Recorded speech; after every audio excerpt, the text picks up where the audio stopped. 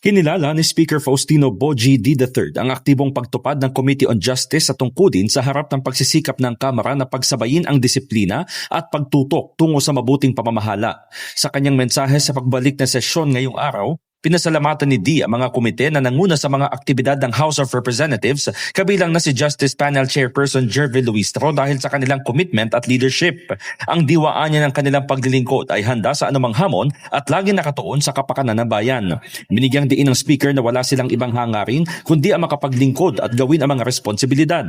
Kaugnay niyan, may pakiusap si D sa mga nagpapakalat ng maling impormasyon. Para sa mga nagtatanim ng pagdududa sa isip ng taong bayan, nakikiusap po kami na itigil nyo na ang pagpakakalat ng fake news dahil hindi ito nakakatulong sa pagresolba sa mga problema ng ating bayan.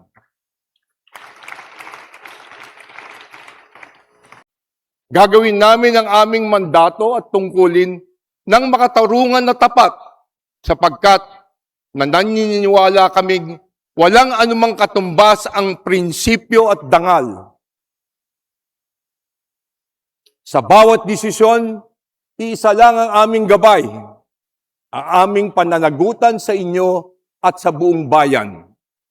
Our oath to uphold the welfare of our people and to ensure transparency and accountability in government. We resume our session as we called not only to act, but to act with purpose, discipline, and resolve. Samantala, kung papuri at pasasalamat ang pahayag ng liderato, binatikos naman ni Caloocan City Representative Edgar Erice ang Committee on Justice. Para kay Erice, puro pamumulitika ang ginawang proseso kaya hindi siya makikilahok sa gagawing botohan sa plenaryo. What we are witnessing is not a principled process, but a bitter conflict between former allies, a struggle for supremacy between political dynasties. This is no longer about the truth. This is about power.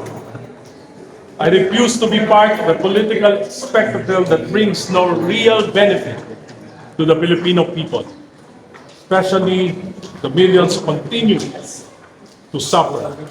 In the heart of changing lives, ako si Brigada Haji Caaminio ng 105.1 Brigada News FM Manila, the Music and News Authority.